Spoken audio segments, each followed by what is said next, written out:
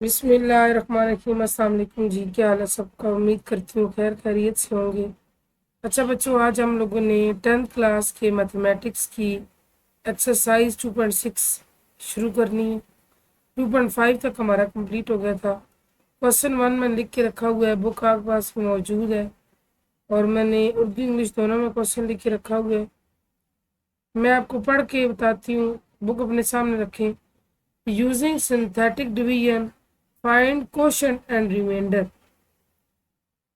अच्छा, तरकीबी तकसीम इस्तेमाल करते हुए हासिले किस्मत और बाकी मालूम करें। अब आपने करना क्या है, सबसे पहले समझना है कि सिंथेटिक डिवीजन या तरकीबी तकसीम तो हो गया एक एक डिवीजन का मेथड हो गया, ठीक है ना। कोशेंट क्या होता है, हासिले किस्मत, और रिमाइंडर क्या होता है। फॉर एग्जाम्पल ये है जी, मैं आपको एक मिसाल समझाती हूँ। ये 6 है, ये 2 है। आपने 6 को 2 के साथ डिवाइड करना है, तो 2 3 से 6 होता है बच्चे। यहाँ पे आप माइनस करते हैं, नार्मली हमें बचपन में सिखाया जाता है क्रॉस लगाना, लेकिन आता क्या है यहाँ पर, क्रॉस से मुराद 0 है, यानी 6 में 6 माइनस किए 0 बचा। अब ये चीज़ आपकी कोशेंट है, या इसको आप हासिले किस्मत कहते हो। क्या कहते हो, हासिले किस्मत। ये आपका रिमाइंडर है जो बच गया, या उर्दू में कहते हैं बाकी। ये बात समझ आ गई। अब जहाँ तक बात है ना ऐसे सवाल की, तो ये हम डाइव इन करते हैं क्वेश्चन में इंशाल्लाह। आपको जब हम क्वेश्चन करेंगे ना तो ये चीज़ समझ आ जाएगी। अब देखिए, सबसे पहले आपने करना क्या है, सबसे पहले आपने लेट करना है। फर्ज किया लेट, लेट इसको आप नाम देंगे पी एफ एक्स का। पी से क्या मुराद है, पॉलीनामियल ऑफ एक्स, POLYNOMIAL। पॉलीनामियल को उर्दू में कहते हैं कसीर रकमी। कसीर रकमी होता है बहुत ज़्यादा रकमों वाला। बहुत ज़्यादा से मुराद है एक से ज़्यादा रकमों वाला। तो देख रहे 3 रकमें ना, 1 2 3। हर रकम को आपस में जुदा प्लस माइनस करता है। देख लेंगे एक रकम, दूसरी रकम, तीसरी रकम। आप इसको सबसे पहले, यही तरीकाकार है, इसके जितने पार्ट है आपने इस चीज़ को फॉलो करना है और ये पैटर्न समझ लें, बिल्कुल ज़हनशीन कर लें, आपने इसी के मुताबिक चलना है। फर्ज किया let p f x this, फिर आपने इस चीज़ को रखना है, जो ये चीज़ है ना, ये चीज़, इसको आपने रखना है 0 के बराबर। क्या करना है, 0 के बराबर रखना है। x + 1 = 0। यहाँ से x क्या आ गया बच्चों, -1। ठीक है, क्या करना है, दोबारा दोहराती हूँ।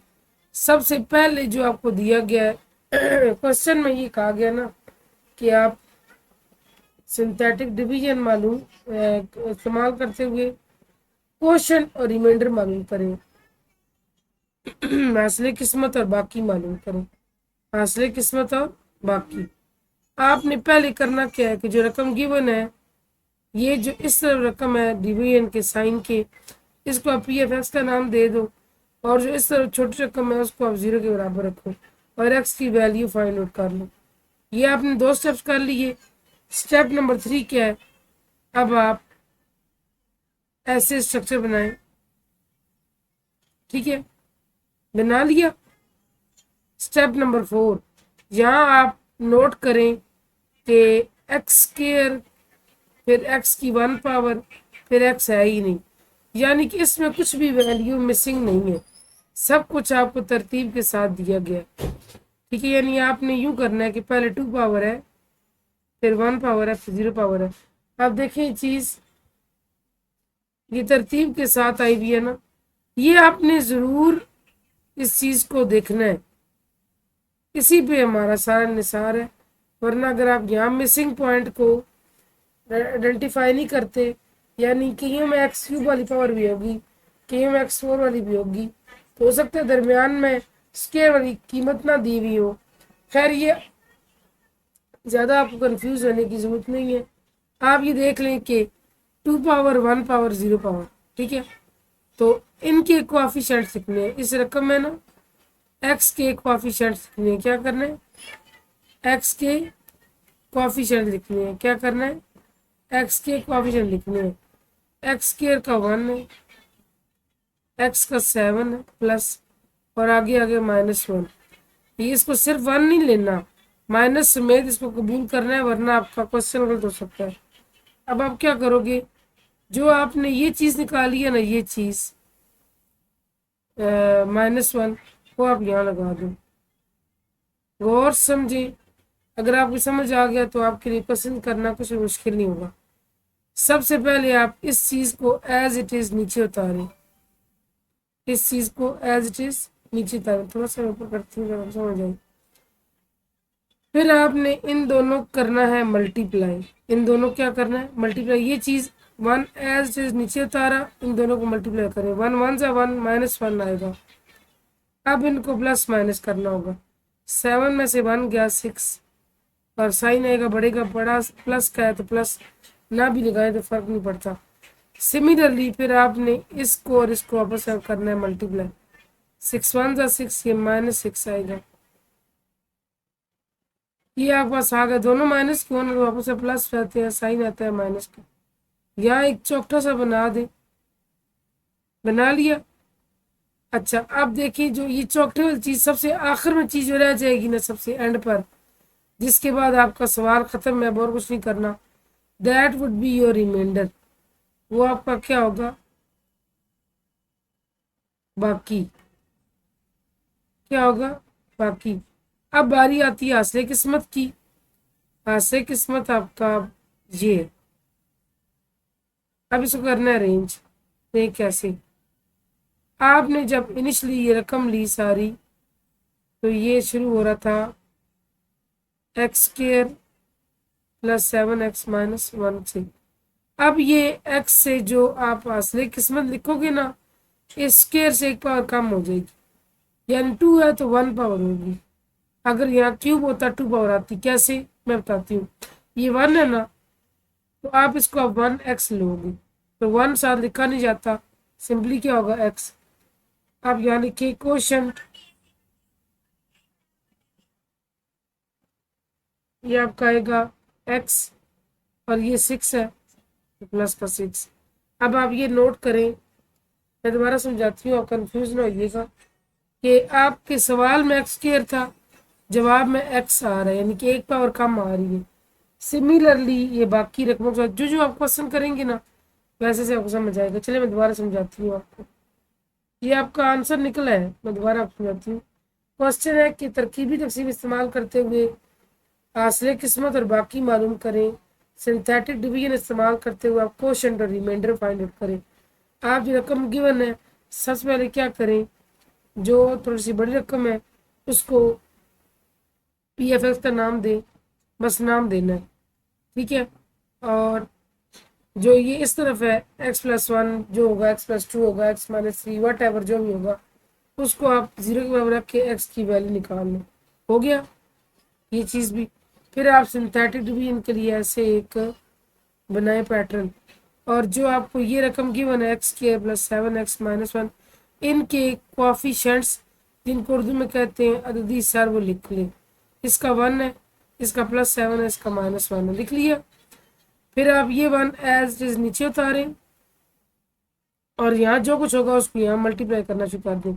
यहाँ नीचे पहले 1 आया ना, तो 1 1 से 1 साथ माइनस है, ये प्लस माइनस हो जाएगा, 6 आ जाएगा। सिमिलरली 6 × -1 -6 -7, रकम ख़त्म हो गई है। तो हमारा सवाल भी यहीं तक था। जो सबसे लास्ट में बच्चा उसको चौकटे बंद करें, वो आपका बाकी है, रिमाइंडर है, ठीक है। ये समझ आ गई बात। और ये जो चीज़ें बच गई हैं, ये आपका हासिल किस्मत या कोशंट है। और इसको आप कैसे करेंगे, ये 1 है ना, यहाँ पे सवाल में x² था तो ये से एक पावर कम आएगा, ठीक है। यानी अगर सवाल में आपके x³ होता ना, मैं एक मिसाल दे रही हूँ, तो ये आपका आंसर में x² + 6 आता, x² + 6 आता, यानी ये 3 है तो एक रकम कम आई, ये 2 है तो ये 1 आया, ठीक है, यानी कि इससे 1 कम आया। ये बात समझ आ गई, कोई नहीं आई आपको, बाकी करते हैं इंशाल्लाह आपको समझ आ जाएगी, परेशानी करने की जरूरत नहीं है आपको। डाइव इन करते हैं जी बाकियों में। क्वेश्चन नंबर 2 करते हैं, बिस्मिल्लाह करते हैं जी। Part 2। 4x³ - 5x + 15 divided by x + 3 क्या करेंगे?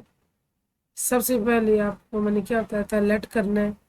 लेट p(f(x) = 4x³ - 5x + 15 और इसको आपने x + 3 को बराबर रखना है 0 के। यहाँ से x आ गया -3। ये 2 पॉइंट आप रख लें। ज़हन नशीन तो आपको सारा ही होना चाहिए, लेकिन ये 2 पॉइंट आपने इनिशली करने। सिंथेटिक डिवीजन के लिए please make this kind of structure. और अब देखिए, ये x³ है ना, उसके साथ 4 आ रहा है। आगे असूलन वैल्यू होनी चाहिए थी x² की, वो नहीं है, मिसिंग 0। x² के बाद x⁻1 बिल्कुल आ रहा है, इसका कोएफिशिएंट -5 है और x है ही नहीं तो 15। ये बात समझ आ गई या नहीं आई? आप तरतीब चले हैं ना, 3 के पावर 2, 3 के बाद 2 पावर होती है, फिर 1 होती है, फिर 0 होती है। यहाँ 3 के बाद 2 पावर 3 नहीं, तो वो कोएफिशिएंट नहीं है, तो 0 आ गया।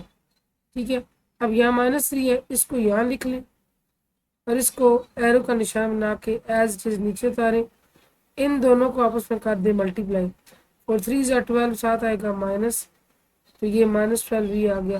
फिर इन दोनों को मल्टीप्लाई करें तो ये आएगा प्लस का 36, क्योंकि माइनस प्लस हो गया ना। 36 से 5 गए, 31 रह गई, जमा में तब्दील हो गई, अलामत आई बड़े की। अब ये आ जाएगा आपके पास माइनस का 93। ये चीज़ ना, ये चीज़ और ये चीज़ मल्टीप्लाई होगी। सिमिलरली यहाँ भी आपने पहले इसको किया तब 36 आया। अब 31 को 3 के साथ किया तो 93 आया, साथ माइनस है। ठीक है, अब यहाँ माइनस करेंगे ना, एक प्लस का है, 15 प्लस का है, 93 माइनस का है। ये आंसर आ गया 78 और माइनस का। बस इसके बाद आपका सवाल नहीं बचा, यहाँ तक आपकी बात ख़त्म होगी। तो आप इसको लिखें, रिमाइंडर ऐसे कर लें, या आप उर्दू मीडियम है तो बाकी इज इक्वल टू -78। अब आती है बात आपके क्वेश्चन की, क्योंकि यहाँ सवाल में पावर 3 थी, तो इसका मतलब है कि आपका क्वेश्चन या असली किस्मत क्या होगा, 4 और 3 पावर थी, x² रहेगा। आगे माइनस है 12, x आएगा, प्लस का 31। देखिए अब तरतीब से 2 पावर 1 पावर 0 पावर, ये बात समझ आ गई। अच्छा, आप इस बात से कंफ्यूज ना होइएगा कि 0 पावर क्यों का है। किसी चीज़ की 0 पावर 1 के बराबर होती है ना, तो यहाँ पे x पावर 0 का मतलब है 30 × 1, 31 × 1 31। ठीक है, ये बात समझ आ गई ना आपको या नहीं आई? आई होप आपको ये चीज़ समझ आ गई होगी। और यही आपका क्या है बच्चों, आंसर। अच्छा, यहाँ एक्स नहीं आता, 31, ये आपको समझाने की खातिर लिखा हुआ था। अच्छा जी,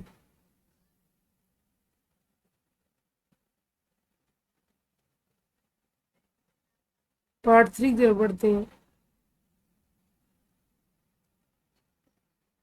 x³ + x² - 3x + 2 divided by x - 2। सबसे पहले आप क्या करोगे बच्चों, लेट बड़ी रकम को p(f(x) x³ + x² - 3x + 2 और जो छोटी रकम है उसको रखो 0 के बराबर। यहाँ से x आ गया प्लस का 2। अब आप एक स्ट्रक्चर बनाएं सिंथेटिक डिवीजन के लिए।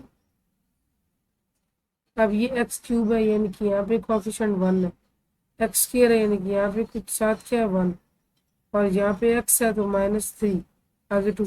अब देखिए इसमें कोई वैल्यू मिसिंग नहीं है, तरतीब के साथ सारी रकमें मौजूद है, और ये 2 है, ये यहाँ पे लगेगा।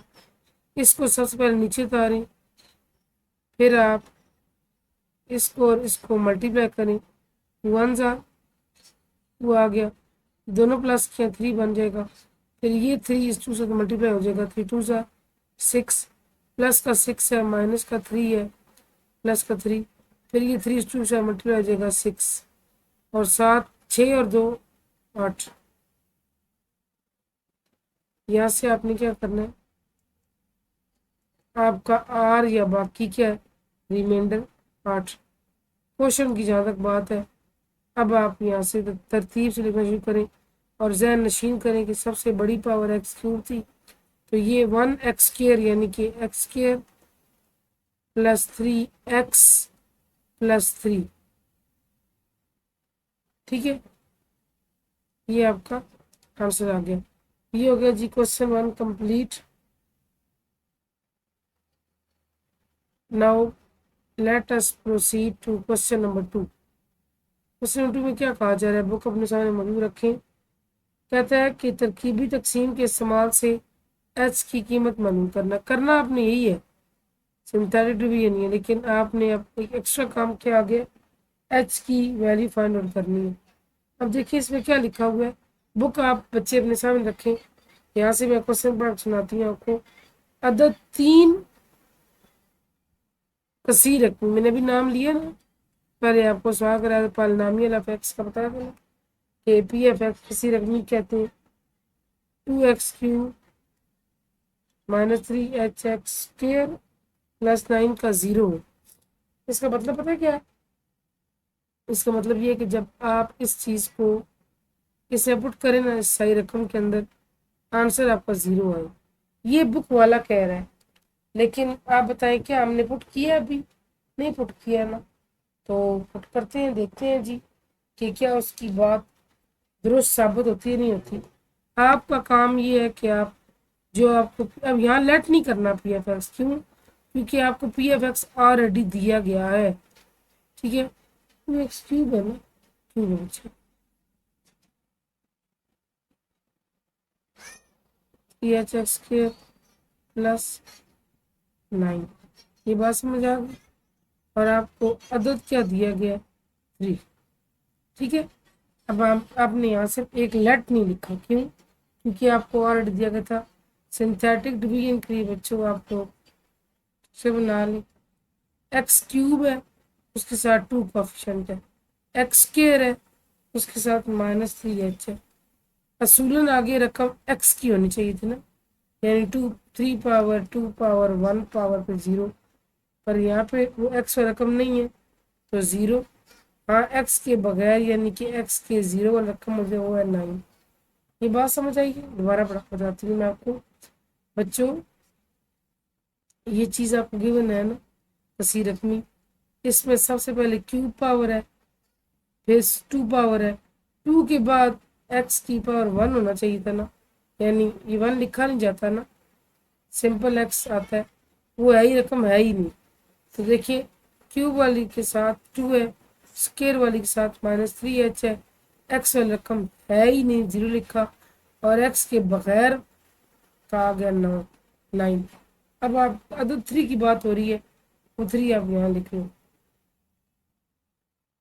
यहाँ लिखा, तरतीब वही है, 2 नीचे तारे, 2 3 ज़ा 6। अब ये रकमें सेम नहीं है आपस में, ये रकमें यानी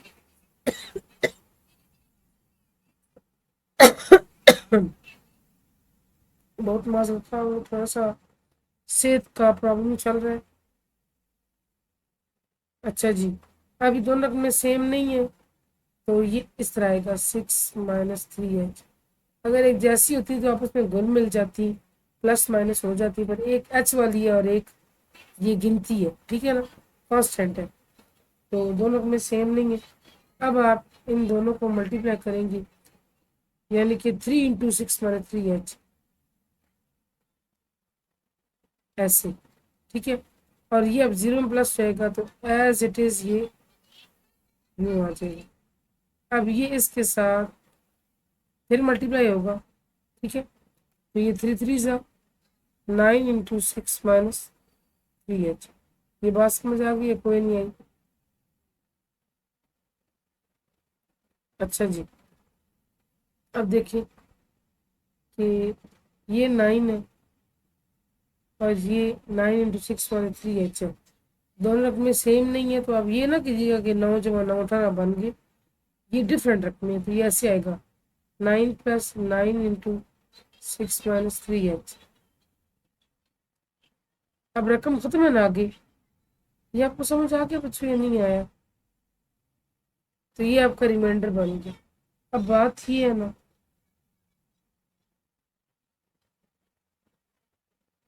कि आप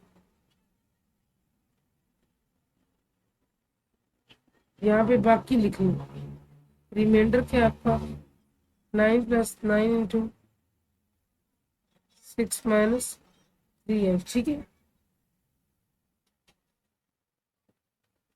अच्छा, अब इसके अंदर h इन्वॉल्व हो रहा है ना, तो हम वैल्यू इससे मालूम कर लेंगे। अच्छा, आप अब देखिए मेन बात, अब आती है असल गेम। अब हमें क्या कहा गया था कि हमें ये कहा गया था कि अदद 3 इस सारी का 0 है।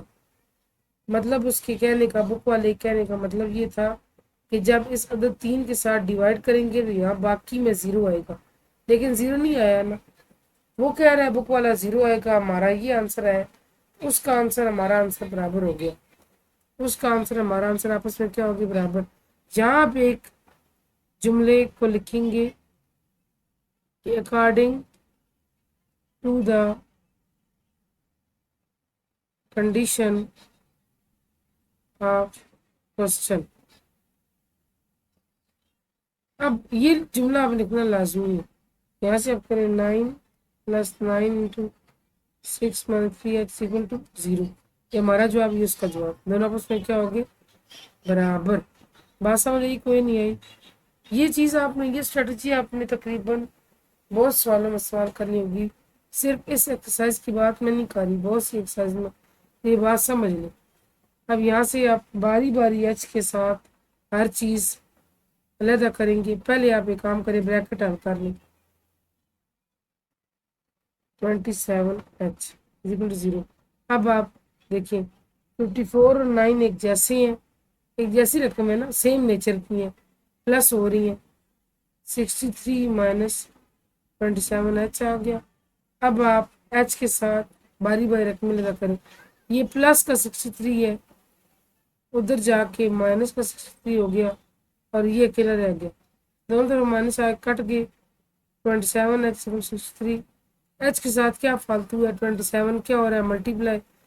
दूसरी साइड में जाके आ जाएगा डिवाइड। डिवाइड में चीज़ कहाँ आती है, बटे के नीचे। अब आप इसको 9 × 3 = 9 × 7 = आपके पास h की वैल्यू क्या आ गई, 7/3। फर्दर डिवाइड नहीं हो सकती है, ये इसका क्या आंसर। ये बात समझ आ गई? सेम इसी पैटर्न पे ना अब अगला क्वेश्चन है, तो होपफुली आपको मज़ीद ये क्वेश्चन पक्का हो जाएगा। मैं सवाल पढ़ के बताती हूँ, आप बुक सामने रखें। अदद एक कसी रकमी, आगे पूरी कसी रकमी दी हुई है, कहा 0। आप पहले ये करें कि p(f(x), लेट नहीं करना, क्वेश्चन दिया हुआ है। p(f(x) x³ - 2hx² + 11। अदद क्या, 1। अब आप आ जाएं स्ट्रक्चर पर। यहाँ से आप देखिए x³ है, उसके साथ 1 कोफिशिएंट है, x² है, उसके साथ -2h है। उसूलन आगे x वाली वैल्यू में चाहिए थी, वो नहीं है, 0। x के बगैर 11, ठीक है। यहाँ से अदद 1 इधर लिखें, इसको आप नीचे उतारें, 1 आ गया, 1 1 = 1। ये सेम बुईफुल पैटर्न है, सिर्फ इसकी वैल्यूज डिफरेंट है। ये आ गया 1 - 2h, 1 - 2h × 1, ऑब्वियसली 1 - 2h। अब 0 से प्लस हो रहा है तो 1 - 2h नीचे वही आ गया, फिर ये मल्टीप्लाई होगा, तो ये आपके पास आ गया 1 - 2h। अब देखिए प्लस का 11, और ये भी प्लस का ही है, ये आपका रिमाइंडर आ गया। बात समझ आई नहीं आई? अच्छा जी, अब देखिए इसमें आपको रिमाइंडर क्या दिया गया, 11 + 1 - 2h। अब उस बुक वाले ने क्या कहा था, उस बुक वाले ने कहा था कि जब आप 1 को पुट करेंगे ना तो इसका 0 आएगा। मतलब उसके कहने का ये था कि बाकी या रिमाइंडर आपका 0 आएगा, पर 0 तो हमारा नहीं है, हमारा तो ये है उसका जवाब, हमारा जवाब बराबर हो गए अकॉर्डिंग टू द, बाकी आप खुद देख लीजिएगा। According to the condition of question 11 plus 1 minus 2h equal to 0, उसका जवाब, हमारा जवाब बराबर होंगे। अब आप 11 plus 1 minus 2h, 12 minus 2h equal to 0। अब यहाँ से देखें, थोड़ा सा मैं पेज ऊपर करती हूँ ताकि आपको क्लियर हो। -2h अकेला कर दें, प्लस का डॉलर देखिए, माइनस का 12 बन गया, दोनों साइड में माइनस कट गए, एच के साथ क्या वापस रह गया 2, क्या हो रहा है मल्टीप्लाई, साथ जुड़ा हुआ है ना, मल्टीप्लाई हो रहा है। दूसरे हम ले जाएंगे, क्या हो जाएगा डिवाइड, डिवाइड में 30 कहाँ आती है बटे के नीचे, तो 12/2 आ जाएगा, 2 6 12, और एक्स की वैल्यू में बस क्या 6। ये बात समझ को नहीं। फिर इस इधर ही हम एक काम करते हैं कि पार्ट नंबर 3 आप DIY कर लो, डू इट योर सेल्फ, ठीक है। समझ आ गई या कोई नहीं आई? इंशाल्लाह हो जाएगा, जितना प्रैक्टिस करेंगे ना उतना आपके लिए अच्छा है।